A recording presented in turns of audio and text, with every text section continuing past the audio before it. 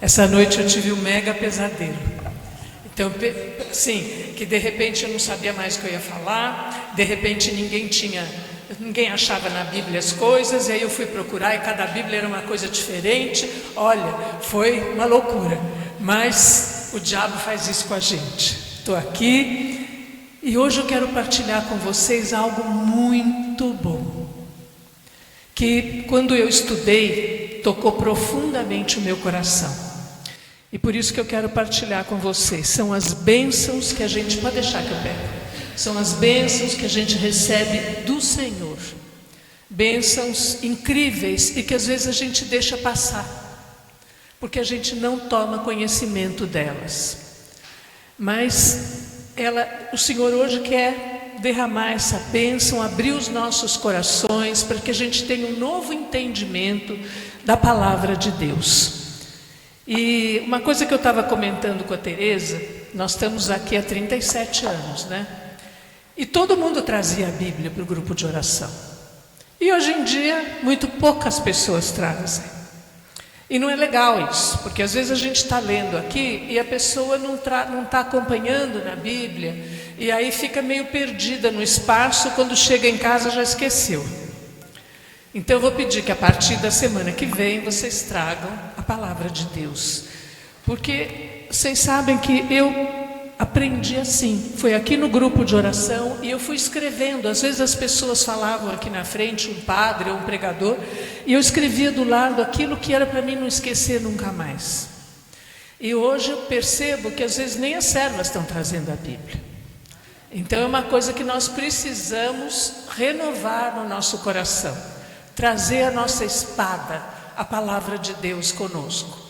E hoje eu vou ler para vocês, e quem puder me acompanhar, a Epístola aos Efésios, o primeiro capítulo da Epístola aos Efésios. E nós vamos descobrir aí 7 bênçãos que o Senhor já derramou na nossa vida. 7 bênçãos incríveis. Para quem está com a Bíblia da Ave Maria, está na página 1498. Para quem não está, se quiser acompanhar pelo celular, pela Bíblia no celular, quem tem a Epístola aos Efésios.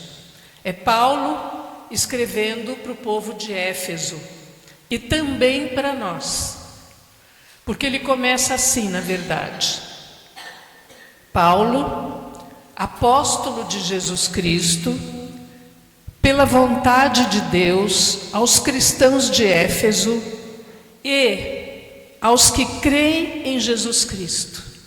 Então Paulo está escrevendo para nós, porque todos nós que estamos aqui cremos em Jesus Cristo, ou não?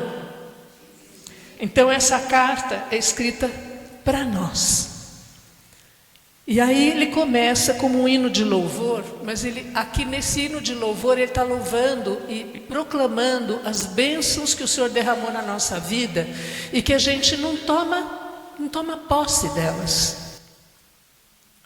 Então, bendito seja Deus, Pai de nosso Senhor Jesus Cristo, que do alto do céu nos abençoou com toda a bênção espiritual em Cristo. Nos escolheu nele antes da criação do mundo, para sermos santos e irrepreensíveis diante dos seus olhos. No seu amor, nos predestinou para sermos adotados como filhos seus por Jesus Cristo, segundo o beneplácito de sua livre vontade, para fazer resplandecer a sua maravilhosa graça, que nos foi concedida por ele no bem-amado. Nesse Filho, pelo seu sangue, temos a redenção, a remissão dos pecados, segundo a riqueza da sua graça, que derramou profusamente sobre nós, em torrentes de sabedoria e de prudência. Ele nos manifestou o misterioso desígnio de sua vontade, que em sua benevolência formara desde sempre, para realizá-lo na plenitude dos tempos, desígnio de reunir em Cristo todas as coisas, as que estão no céu e as que estão na terra. Nele é que fomos escolhidos, predestinados, segundo o desígnio daquele que tudo realiza, por um ato deliberado de sua vontade, para servirmos à celebração de sua glória. Nós, que desde o começo voltamos nossa esperança para Cristo. Nele também vós, depois de terdes ouvido a palavra da verdade, o evangelho de vossa salvação, no qual tendes crido, fostes selados com o Espírito Santo que fora prometido, que é o penhor da nossa herança, enquanto esperamos a completa redenção daquele que Deus adquiriu para o louvor da sua glória. Eu vou parar um pouquinho, porque depois eu vou continuar. E eu queria que quem tiver com a Bíblia, faça como eu fiz. Conforme eu for falando, do lado tenha as bênçãos, nos versículos eu vou dizer, que ele derramou sobre nós, para que você tome posse dessas bênçãos. Porque às vezes a gente fala, Deus me abençoa, abençoa, pede para me abençoar, reza por mim, pede isso, pede aquilo, mas eu mesma não tomo posse, porque não entendi até agora onde estão essas bênçãos, que bênçãos são essas, né? Então essa carta aos Efésios é uma epístola verdadeiramente bela. É uma epístola intensa, profunda, mais profunda talvez de todas as cartas paulinas. É aquela que mais profundamente é focalizada no mistério da igreja. E a carta reflete tudo sobre esse grande mistério. O que é a igreja? Qual é a relação da igreja com Cristo? E também todas as bênçãos que ele derrama sobre a sua igreja. E Paulo escreve, então, como eu falei, não só aos Efésios, mas escreve para nós, que cremos em Cristo. Ele nos transmite, nesse pedaço que eu li, 6 principais bênçãos pertencentes à igreja, por meio do Pai, do Filho e do Espírito Santo. E Deus nos abençoa, então, com essas bênçãos celestiais. Entre elas, nós temos a nossa união com Cristo, o fato de a gente estar sentado com Ele no céu, e nossa adoção e redenção e eleição. E eu vou explicar para vocês como é que a gente já está sentado com Ele no céu. Que é difícil da gente entender isso, né? Então, primeiro, a gente tem que entender o que é a igreja. Porque hoje em dia a gente ouve falar assim, porque a igreja é isso, porque a igreja é aquilo, porque a igreja tem que mudar, porque a igreja tem que ser mais moderna, porque a igreja é isso. E gente que critica a igreja. Só que a igreja não é terrestre somente. E não são os membros somente de uma paróquia ou de uma diocese. A igreja faz parte do mistério eterno do plano de salvação de Deus. Ela é parte do plano de salvação e de fundação. E aqueles que são igreja, que pertencem à igreja, através do batismo, foram escolhidos por Deus desde toda a eternidade. Desde a fundação do mundo, desde o início dos tempos, para pertencerem à igreja amada de Cristo, sua noiva, a igreja. Então Paulo descreve a igreja, como em outras passagens, como sendo o corpo de Cristo. Então quem é a igreja? Somos nós. Nós somos igreja. Então cada vez que eu estou falando mal da igreja, cada vez que alguém fala mal da igreja, estou falando mal de mim. Porque eu sou a igreja. E eu, então, sou responsável aqui na terra por essa igreja. Não é o padre, não é o papa somente, não são somente os bispos. Cada um de nós somos responsáveis pela igreja, porque nós somos igreja. E tudo isso é graça, é dom e é bênção de Deus. Eu vou fazer um desenho aqui na lousa, para a gente entender melhor. Então, todo mundo entendeu que a gente é bênção, né? E que nós somos igreja. Nós, aqui, é o mundo. Dá para vocês verem daí? Desculpa, Jesus, vou tapar o senhor por enquanto. Aqui é o mundo.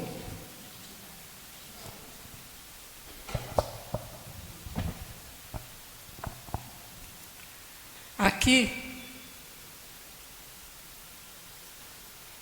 nós chamamos, o meu desenho nem um círculo não sei fazer. Aqui nós chamamos de vida eterna, céu, ou o mundo que há de vir. Então aqui é o mundo que virá. Aqui é este mundo.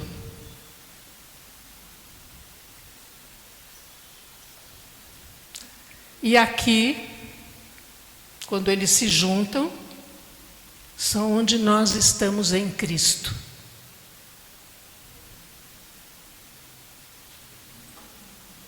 Ainda com um pé no mundo, já com o pé na eternidade.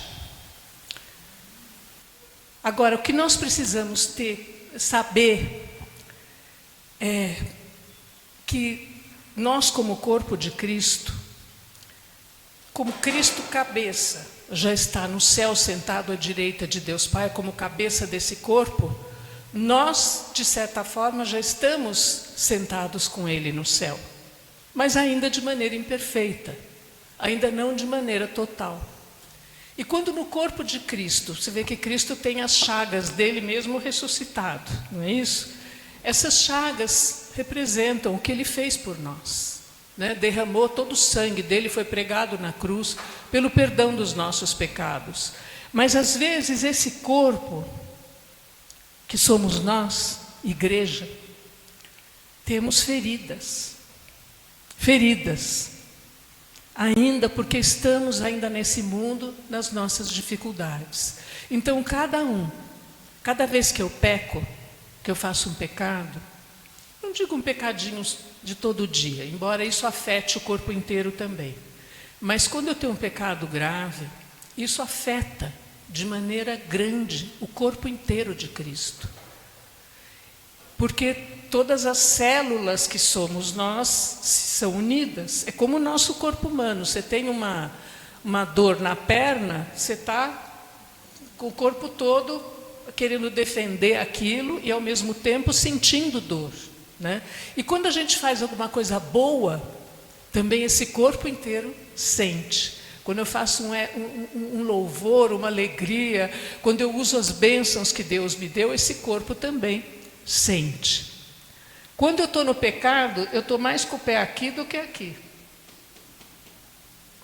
Quando eu estou confessada, com perdão e tudo isso, eu estou aqui e com o pé aqui.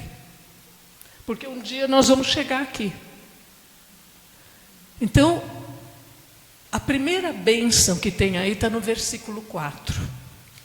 Nos escolheu nele, antes da criação do mundo, para sermos santos e irrepreensíveis diante dos seus olhos. Então, para um pouco para pensar. Deus escolheu você antes da criação do mundo. E Santo Agostinho fala que ele escolheu a gente quando a gente ainda era um pensamento de Deus. Então isso, você imagina, Deus te criou, deu a graça ao seu pai e sua mãe, seja do jeito que for, para que você fosse concebida no ventre da sua mãe e você existisse. Porque Ele tem um plano para você, Ele tem uma bênção para você, Ele tem um projeto de vida para você. Um projeto maravilhoso. Um projeto grande, um projeto que toca o coração profundamente. Você foi eleita. que é o que chamamos da doutrina da eleição, que é o ensinamento dos mais importantes e também o mais mal compreendido da Bíblia. Falando assim de uma forma bem simples, a eleição, a escolha diz respeito a esse plano que Deus tem para realizar a vontade dEle em você. E quando a gente fica fora, longe de Deus, a gente não realiza o plano dEle. E mesmo às vezes que a gente está no Senhor, a gente às vezes tenta fugir. Eu mesma tentei muitas vezes fugir do plano de Deus. Especialmente quando eu ainda não tinha essa noção, não tinha esse conhecimento. Queria fazer as coisas do meu jeito. E eu confesso que quando eu fiz do meu jeito, deu tudo errado. Ou não deu aquela alegria que deveria ter me dado.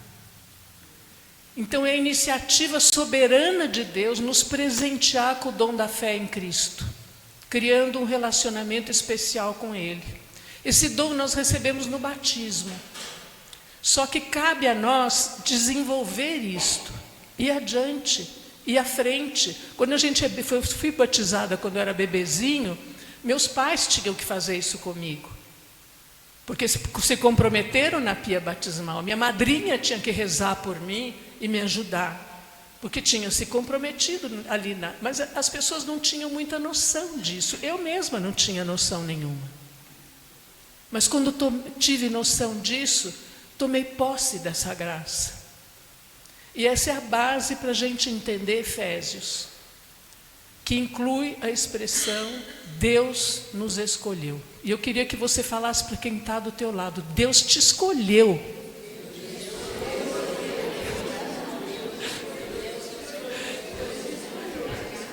Pensa nisso. Pensa nisso. Deus te escolheu. Mônica, Deus te escolheu. Desde antes da fundação do mundo, quando você ainda era um pensamento de Deus, e Ele tem um plano maravilhoso para você. E assim para cada um de nós. Aí nós vamos para a segunda bênção, que está no versículo 5. No seu amor, nos predestinou para ser adotados como filhos seus por Jesus Cristo, segundo o beneplácito de sua vontade. Então o foco de Paulo em ter Cristo como centro é vital. Então Deus nos escolheu antes da fundação do mundo, para sermos santos, para darmos glória a Ele, para ser adotado como filho em Jesus Cristo. Você é filha de Deus em Jesus Cristo, que foi o que aconteceu no seu batismo. Você não é mais apenas uma criatura de Deus, você é filha de Deus, você pertence à família de Deus. Agora, isso quando entra na gente é algo incrível, porque a gente às vezes não para pensar nisso. A gente sabe intelectualmente, ou sabe, sei lá, porque alguém falou alguma coisa, mas você não para tomar posse dessa graça de você ser família, irmã de Jesus Cristo, filha de Deus Pai. Ter Maria por mãe. Então, no seu amor, Ele nos predestinou para isso. E você foi escolhida para ser santa, sem culpa. E santidade e pureza são resultado disso, e não a base da eleição. Deus não me escolheu porque eu era santa. Deus não me escolheu porque eu era isso ou aquilo. Deus me escolheu porque Ele quis derramar essa bênção sobre mim. Ah, mas então Ele não escolheu outras pessoas? Coitados daqueles que não foram escolhidos. Não, Deus escolheu todas as criaturas, todas as pessoas que nasceram nesse mundo para isto. E tem um plano para cada um. Só que às vezes as pessoas não entendem, não sabem, e por isso Ele manda os apóstolos e nós sairmos pelo mundo inteiro e evangelizarmos as pessoas. E quando a gente vê alguma situação terrível, a gente tem que ter o coração partido por esse que é filho de Deus. Então hoje, no mundo de hoje, isso está muito complicado e muito difícil. A gente abre os jornais, liga a televisão, vê as redes sociais, então é guerra num lugar, é revolta no outro lugar, é o que aconteceu nas Olimpíadas, que foi uma tragédia conosco, com os cristãos, e a gente às vezes fica com raiva, fica com ódio, mas não é por aí. O meu dever é rezar por essas pessoas, porque também foram escolhidos desde toda a eternidade para pertencerem a Cristo. Só que não sabem, não conhecem, não tiveram essa graça. E ele fala na palavra dele: rezai pelos vossos inimigos, rezai por aqueles que vos perseguem. E assim sereis verdadeiramente filhos de Deus.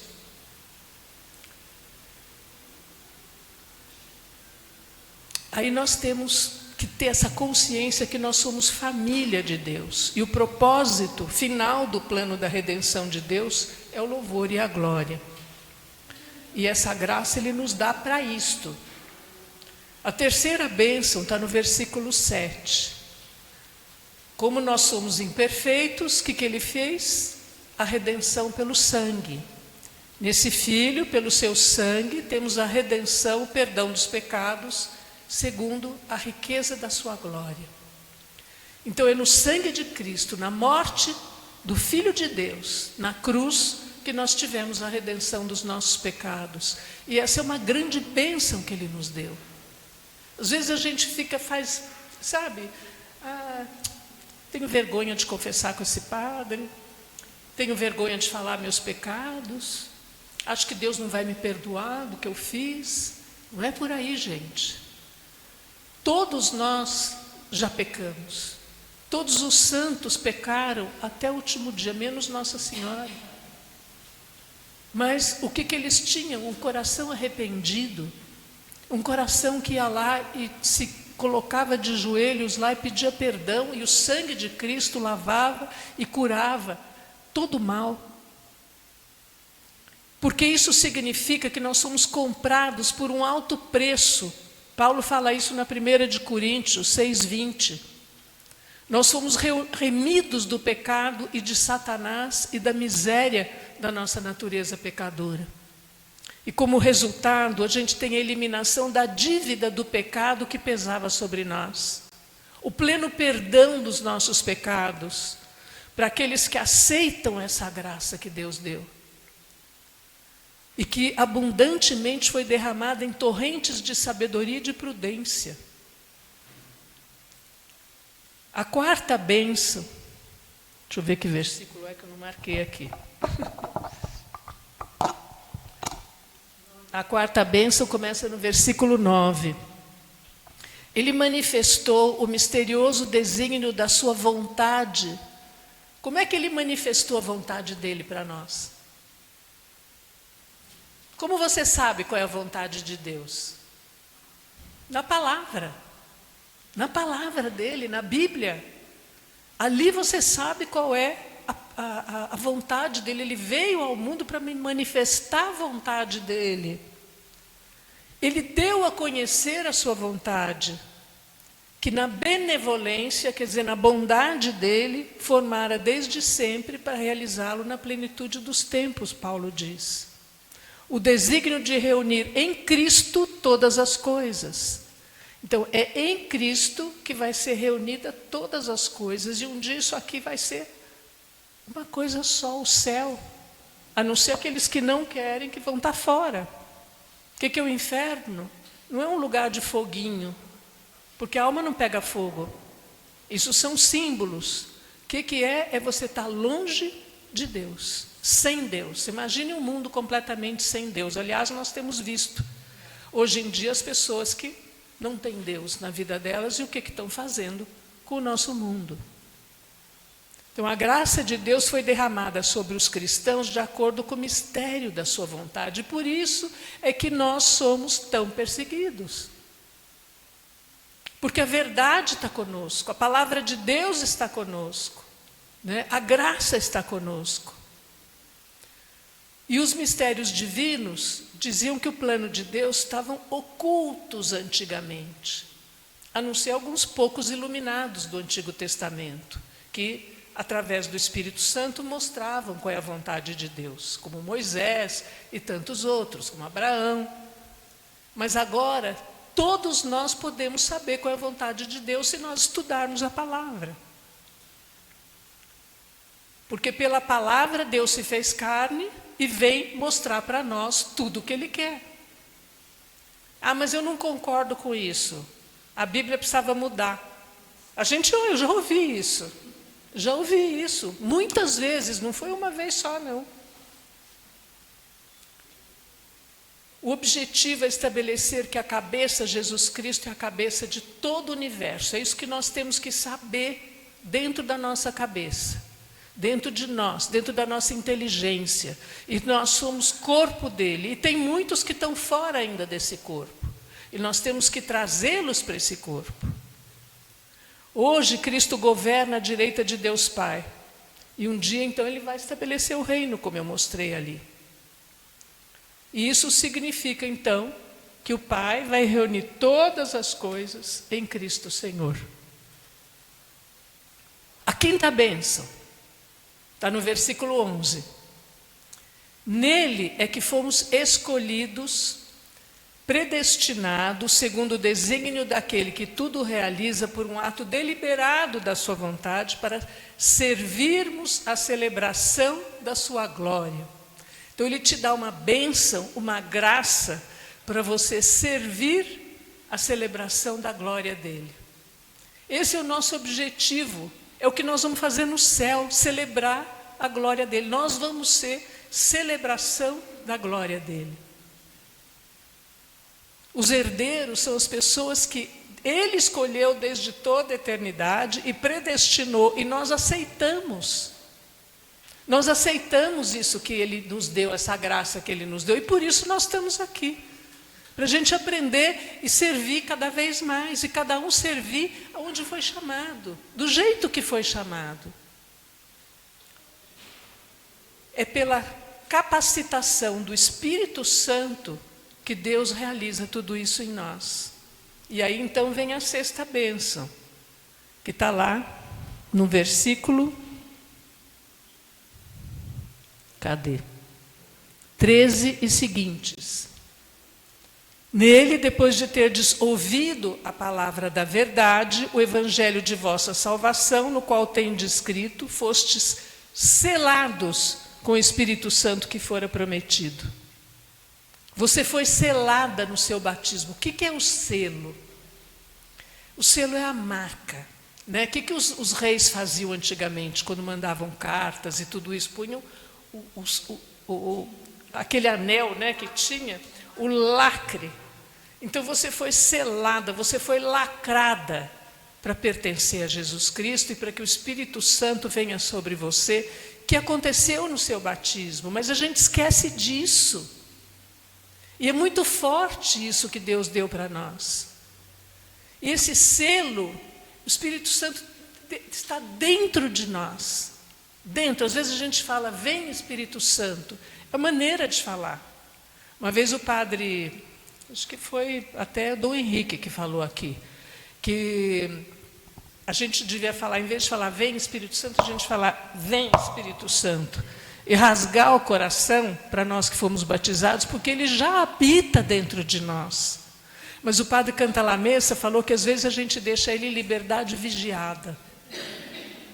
Então, vem até aqui, daqui para lá não vem não. Né? Eu deixo você fazer isso comigo, isso aqui não quero. Né? Você imagina um mártir, que nós temos tantos mártires, hoje especialmente na história, que foi selado com o Espírito Santo, e de repente ele se entrega ao martírio. Eu nunca me esqueço do São Lourenço. Eu contava a história para ele, quando meus netos eram pequenininhos, eu contava para eles a história, eles mandavam eu repetir toda vez, porque ele foi posto na fogueira, né? E na fogueira ele dizia, vira do outro lado, que desse lado já está bem passado. Ele foi posto numa grelha. E ele falava, diz a igreja que ele falava isso, entendeu? Então meus netos achavam lindo. Agora, como é que ele conseguia falar isso? Você está lá numa grelha, numa churrasqueira, numa grelha sendo grelhada, agora vira do outro lado, que desse lado já estou bem passada. Como que você fala uma coisa dessa? É só pelo poder do Espírito Santo, só pela bênção. Então, quando a gente está passando um perrengue na nossa vida, uma dificuldade, quem de nós não passa? Principalmente nesses tempos, Senhor, pode virar do outro lado, que desse lado já estou bem passada. É assim, sabe? Pedir a graça de Deus, lembrar do Espírito Santo dentro, que habita dentro de você. E que Ele vai te dar a graça para você passar esses momentos. É Ele que dá a graça. É Ele que vai resolver os seus perrengues, os seus problemas. É Ele que vai fazer a graça acontecer. E já fez tantas na minha vida, que eu não consigo nem nomear todas que Ele fez. Aqui no grupo de oração, no nosso plantão, dava para escrever um livro das graças derramadas na vida de cada pessoa que esteve aqui. Mas para isso eu preciso abrir o meu coração. E aí vem, então teve a sexta bênção, né, que é o Espírito Santo. E Paulo então reconhece, e agora eu vou ler o outro trechinho, porque Paulo vai falar de uma sétima bênção, que está aqui. Por isso também, eu tendo ouvido falar da vossa lei no Senhor Jesus, e do amor para com todos os cristãos, ó, Paulo está falando para você isso. Eu tendo ouvido falar da vossa fé, no Senhor, e do amor para com todos os cristãos, eu não cesso de dar graças a Deus por vós, lembrando-se de vós nas minhas orações. Imaginou que São Paulo está lá no céu rezando até hoje por nós? Todo dia. Ele está lá. Eu não tinha me atentado disso. A gente sabe, mas não sabe. Eu, quando estava estudando isso aqui, eu falei, São Paulo, reza por mim, por favor. Eu sei que você reza todo dia, eu creio em tudo isso, eu quero ser tudo isso que você falou, eu quero todas essas bênçãos na minha vida. Continua rezando por mim, que eu preciso, porque eu quero ser santa. Rogo a Deus de nosso Senhor Jesus Cristo, Pai da glória, agora vem a sétima bênção. Vos dê um espírito de sabedoria, que vos revele o conhecimento dele, que ilumine os olhos do vosso coração, para que compreendais a que esperança fostes chamados. Então esta é a sétima bênção, a sabedoria. Quando você conseguiu se abrir a todas essas 6 anteriores, Paulo está lá no céu rezando por todos nós, para que Deus nos dê sabedoria. Porque se a gente não tiver sabedoria, e a sabedoria da palavra, não é a sabedoria do mundo, não é a intelectualidade, é a sabedoria que Jesus dá para nós através do conhecimento da palavra dele. Porque nós somos, a esperança fosse chamados com rica e gloriosa herança que ele reserva aos santos, e qual a suprema grandeza de seu poder para conosco que abraçamos a fé. Agora olha esse pedaço, gente. É o mesmo poder extraordinário que Ele manifestou na pessoa de Cristo.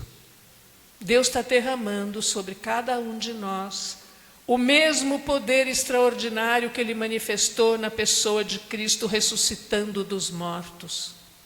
Então, se nós estamos nele, recebendo essas bênçãos, nós vamos ter essa graça da ressurreição. No meu corpo, no teu corpo, do jeito que você é, só que lindona. Assim, não, e olha que coisa, quer ver, ó? Ressuscitando dos mortos e fazendo sentar-se à sua direita no céu, acima de todo principado, potestade, virtude, dominação, de todo nome que possa haver nesse mundo. Gente, nós no céu vamos estar acima dos anjos, de todos os anjos. Você imaginou, você parou para pensar isso? Que coisa mais extraordinária.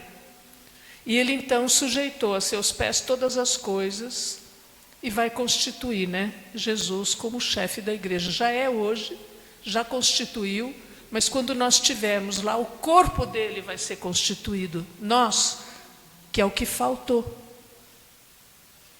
E ele sujeitou isso aos pés de nós, igreja, que subiremos ao céu.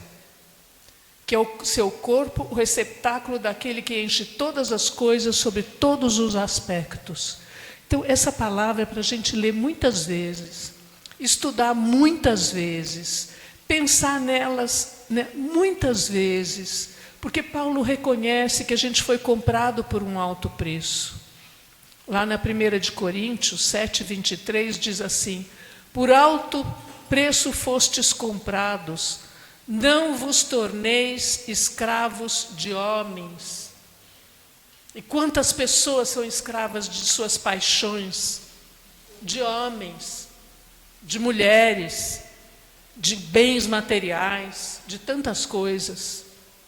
E lá em Colossenses 2, 13 e 14, ele diz: é Ele que nos perdoou todos os pecados, cancelando o documento escrito contra nós. Porque o que é esse documento? Cada vez que eu faço um pecado, o diabo vai lá, ó, como se ele escrevesse num papelzinho e fica mostrando para Deus. Ah, pensa que a Teresa é santinha? Pensa que ela está lá pregando a tua palavra e ela é tão boazinha, ó o que ela fez ontem, ó o que ela está fazendo hoje. Ele mostra esse documento, como ele fez com Jó, lá no início, no livro de Jó, quando vocês lerem, vocês vão entender isso. Mas na cruz, Deus aboliu definitivamente esse documento ao encravá-lo na cruz. E como que esse documento na minha vida é encravado na cruz e abolido? No meu batismo, nos sacramentos da igreja, especialmente hoje em dia, para nós, no sacramento da confissão. Cada vez isso é abolido, é apagado, é acabado. O diabo não pode te acusar. E se você morrer hoje, vai direto para o céu, porque está perdoada, o pecado está acabado. E no juízo final, quando Deus trazer à tona todas as coisas, porque no juízo final virá tudo à tona, né? O pecado que você fez não vai vir, se você confessou ele. Ninguém vai saber que você fez aquele pecado. Agora, o que você não confessou vai ser proclamado para o mundo inteiro. Então, trate de buscar isso, né? Então, de posse dessas bênçãos derramadas sobre nós, nós devemos fazer ação de graças por essa herança recebida em Cristo para a sua igreja, que somos nós. E aí no versículo 15, então, ele diz, né? Por isso também, depois de ter ouvido falar da vossa fé no Senhor, no amor dos santos. Paulo se alegra. Não se esqueça que Paulo está rezando por você lá no céu. Ele está te dando essa graça. E está te dando também a esperança do chamado. Você foi chamada. Fala para quem está do teu lado, você foi chamada.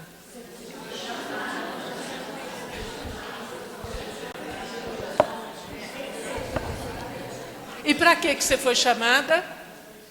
Para a vida eterna, para sentar à direita do Pai, com todo o poder, com toda a graça, acima dos anjos, com toda a sabedoria, com tudo, né? E é isso que nós temos que todos os dias ter na nossa mente, no nosso coração, sabendo a maravilha que Deus fez conosco. Eu e minha casa serviremos ao Senhor.